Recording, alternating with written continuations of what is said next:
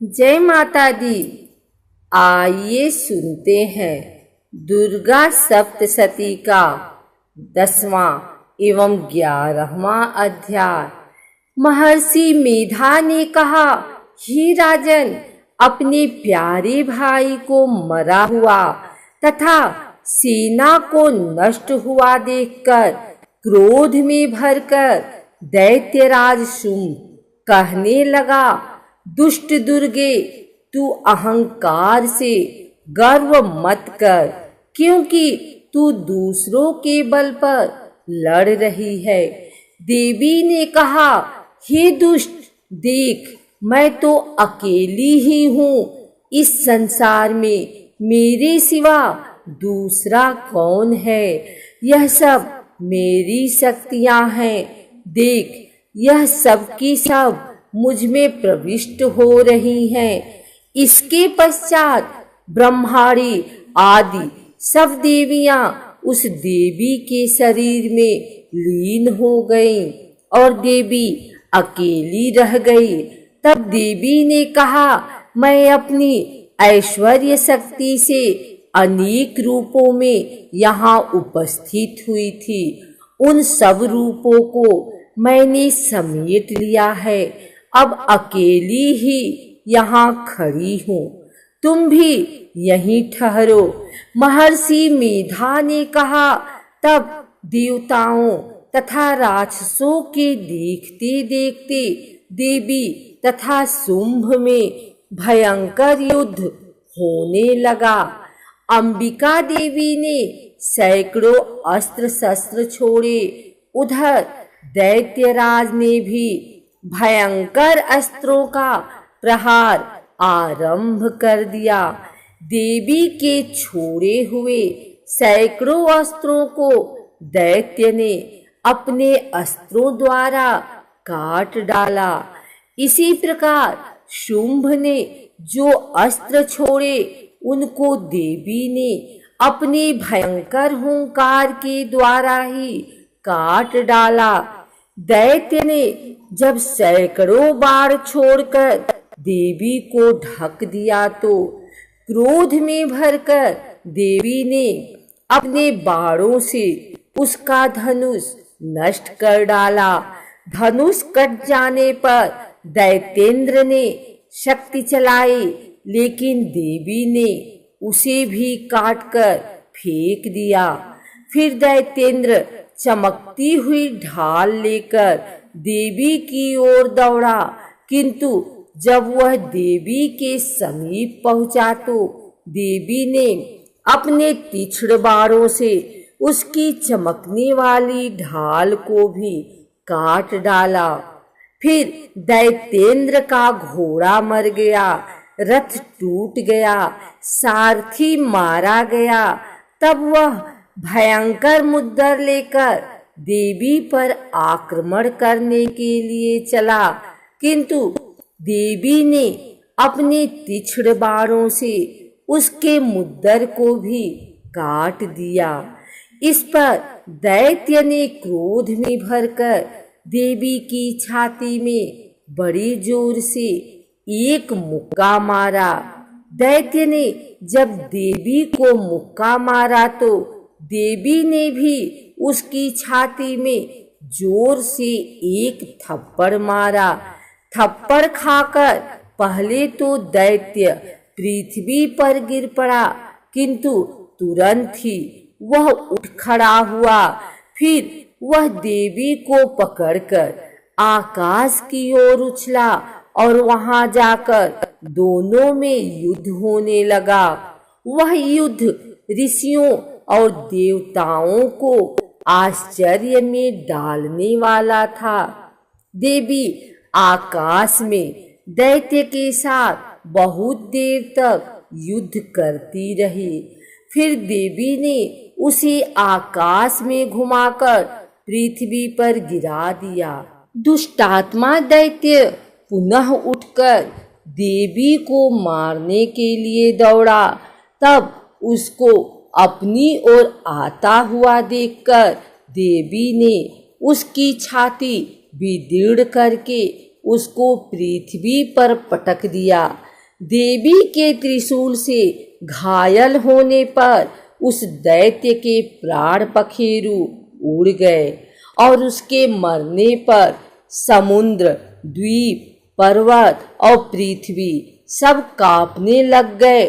तदंतर उस दुष्टात्मा के मरने से संपूर्ण जगत प्रसन्न व स्वस्थ हो गया तथा आकाश निर्मल हो गया। पहले जो उत्पात सूचक मेघ और उल्कापात होते थे वह सब शांत हो गए। उसके मारे जाने पर नदियां अपने ठीक मार्ग से बहने लगी। संपूर्ण देवताओं का हृदय हर्ष से भर गया और गंधर्वियां सुंदर गान गाने लगी। गंधर्व बाजी बजाने लगे और अप्सराएं नाचने लगी। पवित्र वायु बहने लगी। सूर्य की कांति स्वच्छ हो गई। यज्ञशालाओं की बुझी हुई अग्नि अपने आप प्रज्वलित हो उठी तथा चारों दिशाओं में शांति फैल गई। 11वां अध्याय प्रारंभ। महर्षि मेधा कहते हैं, दैत्य के मारे जाने पर इंद्रादि देवता अग्नि को आगे करके कात्यायनी देवी की स्तुति करने लगे। उस समय अभीष्ट की प्राप्ति के कारण उनके मुख खिले हुए थे। देवताओं ने कहा, हे शरणागतों के दुख दूर करने वाली देवी, तुम प्रसन्न हो। हे संपूर्ण जगत की माता, तुम प्रसन्न हो। विंध्येश्वरी, तुम विश्व की रक्षा करो, क्योंकि तुम इस चर और अचर की ईश्वरी हो। हे देवी, संपूर्ण जगत की आधार रूप हो, क्योंकि तुम पृथ्वी रूप में भी स्थित हो और अत्यंत पराक्रम वाली देवी हो। तुम विष्णु की शक्ति हो और विश्व की बीज परम माया हो और तुमने ही इस संपूर्ण जगत को मोहित कर रखा है। तुम्हारे प्रसन्न होने पर ही यह पृथ्वी मोक्ष को प्राप्त होती है। हे देवी, संपूर्ण विद्याएं तुम्हारे ही भिन्न भिन्न स्वरूप हैं। इस जगत में जितनी स्त्रियां हैं वह सब तुम्हारी ही मूर्तियां हैं। एकमात्र तुमने ही इस जगत को व्याप्त कर रखा है। तुम्हारी स्तुति किस प्रकार हो सकती है, क्योंकि तुम परम बुद्धि रूप हो और संपूर्ण प्राणी रूप स्वर्ग और मुक्ति देने वाली हो। अतः इसी रूप में तुम्हारी स्तुति की गई है।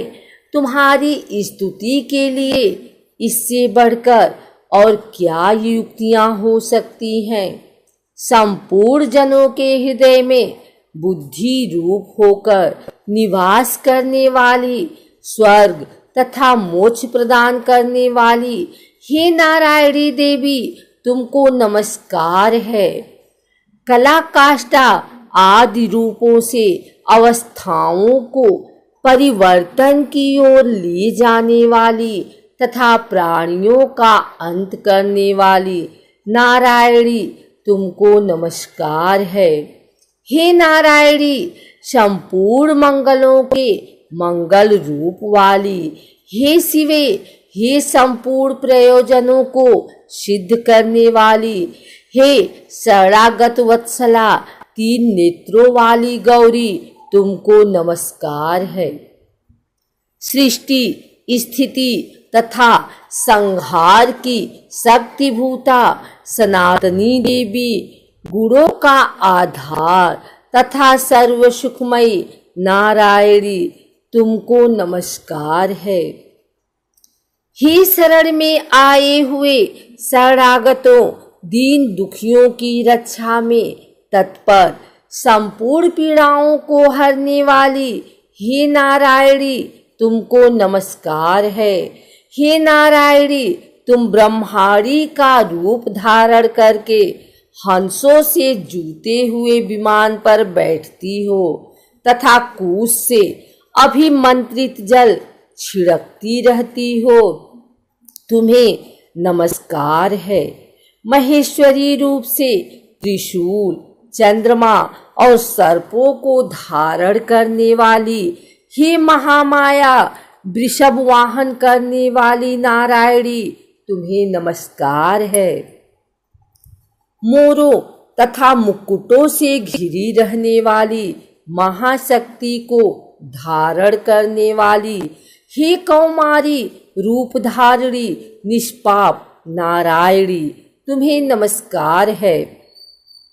हे शंख, चक्र, गद, फर, श्रांग, धनुष रूप आयुधों को धारण करने वाली, वैष्णवी शक्ति रूपा नारायणी, तुम हम पर प्रसन्न हो, तुम्हें नमस्कार है।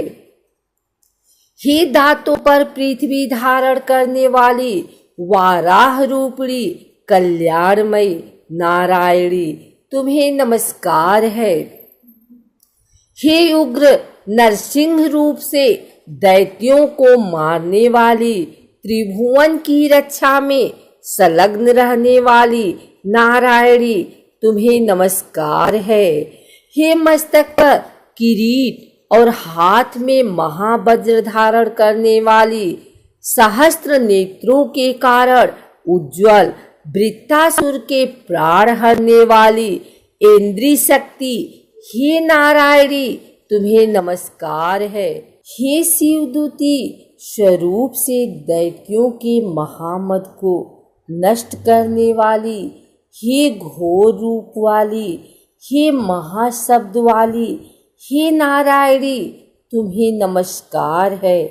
दाढ़ों के कारण विकराल मुख वाली, मुंडमाला से विभूषित मुंडमर्दिनी चामुंडा रूपा नारायणी, तुम्हें नमस्कार है। हे लक्ष्मी, लज्जा, महाविद्या, श्रद्धा, पुष्टि, स्वधा, ध्रुवा, महारात्रि तथा महाविद्या रूपा नारायणी, तुम्हें नमस्कार है। हे मेधा, सरस्वती, सर्वोत्कृष्ट ऐश्वर्य रूपिणी पार्वती, महाकाली, नियंता तथा ईश रूपिणी नारायणी, तुम्हें नमस्कार है। हे सर्वस्वरूप सर्वेश्वरी, सर्वशक्ति युक्त देवी, हमारी भय से रक्षा करो, तुम्हें नमस्कार है। हे कात्यायनी, तीनों नेत्रों से भूषित, यह तेरा सौम्य मुख सब तरह के डरों से हमारी रक्षा करे, तुम्हें नमस्कार है। हे भद्रकाली, ज्वालाओं के समान भयंकर, अति उग्र एवं संपूर्ण असुरों को नष्ट करने वाली, तुम्हारा त्रिशूल हमें भयों से बचाए, तुमको नमस्कार है। हे देवी, जो अपने शब्द से इस जगत को पूरित करके दैत्यों के तेज को नष्ट करता है, वह आपका घंटा इस प्रकार हमारी रक्षा करे, जैसे कि माता अपने पुत्रों की रक्षा करती है। हे चंडिके, असुरों के रक्त और चर्बी से चर्चित जो आपकी तलवार है, वह हमारा मंगल करे, हम तुमको नमस्कार करते हैं। हे देवी, तुम जब प्रसन्न होती हो तो संपूर्ण रोगों को नष्ट कर देती हो, और जब रुष्ट हो जाती हो तो संपूर्ण वांछित कामनाओं को नष्ट कर देती हो। और जो मनुष्य तुम्हारी शरण में जाते हैं, उन पर कभी विपत्ति नहीं आती, बल्कि तुम्हारी शरण में गए हुए मनुष्य दूसरों को आश्रय देने योग्य हो जाते हैं। अनेक रूपों से बहुत प्रकार की मूर्तियों को धारण करके इन धर्मद्रोही असुरों का तुमने संहार किया है। वह तुम्हारे सिवा कौन कर सकता था। चतुर्दश विद्याएं, 60 शास्त्र और चारों वेद तुम्हारे ही प्रकाश से प्रकाशित हैं। उनमें तुम्हारा ही वर्णन है। और जहाँ राक्षस विषैले शत्रुगण हैं, वहाँ और समुद्र के बीच में भी तुम साथ रहकर इस विश्व की रक्षा करती हो। हे विश्वेश्वरी, तुम विश्व का पालन करने वाली विश्व रूपा हो, इसलिए संपूर्ण जगत को धारण करती हो। इसीलिए ब्रह्मा विष्णु महेश की भी वंदनीया हो, जो भक्ति पूर्वक तुमको नमस्कार करते हैं। वह विश्व को आश्रय देने वाले बन जाते हैं। हे देवी, तुम प्रसन्न हो और असुरों को मारकर जिस प्रकार हमारी रक्षा की है, ऐसे ही हमारे शत्रुओं से सदा हमारी रक्षा करती रहो। संपूर्ण जगत के पाप नष्ट कर दो और पापों तथा उनके फलस्वरूप होने वाली महामारी आदि बड़े बड़े उपद्रवों को शीघ्र ही दूर कर दो। विश्व की पीड़ा को हरने वाली देवी, शरण में पड़े हुए पर प्रसन्न हो। त्रिलोक निवासियों की पूजनीय परमेश्वरी, हम लोगों को वरदान दो। देवी ने कहा, हे देवताओं, मैं तुमको वर देने को तैयार हूँ। आपकी जैसी इच्छा हो वैसा वर मांग लो, मैं तुमको दूंगी। देवताओं ने कहा, हे सर्वेश्वरी, त्रिलोकी के निवासियों की समस्त पीड़ाओं को तुम इसी प्रकार हरती रहो और हमारे शत्रुओं को इसी प्रकार नष्ट करती रहो। देवी ने कहा, वैवस्वत मनवंतर के 28वें युग में 2 और महाअसुर शुंभ और निशुंभ उत्पन्न होंगे। उस समय मैं नंदगोप के घर से, यशोदा के गर्भ से उत्पन्न होकर विंध्याचल पर्वत पर शुंभ और निशुंभ का संहार करूंगी। फिर अत्यंत भयंकर रूप से पृथ्वी पर अवतीर्ण होकर मैं वैप्रचिति नामक दानवों का नाश करूंगी। उन भयंकर महाअसुरों को भक्षण करते समय मेरे दांत अनार पुष्प के समान लाल होंगे। इसके पश्चात स्वर्ग में देवता और पृथ्वी पर मनुष्य मेरी स्तुति करते हुए मुझे रक्त दंतिका कहेंगे। फिर जब 100 वर्षों तक वर्षा न होगी तो मैं ऋषियों की स्तुति करने पर आयो निज नाम से प्रकट होंगी और अपने 100 नेत्रों से ऋषियों की ओर देखूंगी। अतः मनुष्य शताक्षी नाम से मेरा कीर्तन करेंगे।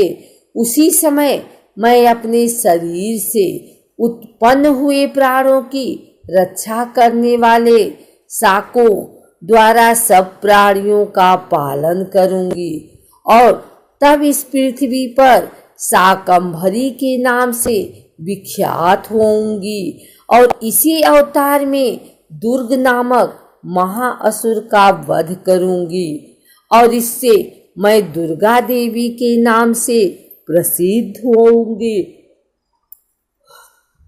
इसके पश्चात जब मैं भयानक रूप धारण करके हिमालय निवासी ऋषियों महर्षियों की रक्षा करूंगी, तब भीमा देवी के नाम से मेरी ख्याति होगी। और जब फिर अरुण नामक असुर तीनों लोकों को पीड़ित करेगा, तब मैं असंख्य भ्रमरों का रूप धारण कर इस महादैत्य का वध करूंगी। तब स्वर्ग में देवता और मृत्युलोक में मनुष्य मेरी स्तुति करते हुए मुझे भ्रामरी नाम से पुकारेंगे। इस प्रकार जब जब पृथ्वी राक्षसों से पीड़ित होगी, तब तब मैं अवतरित होकर शत्रुओं का नाश करूंगी।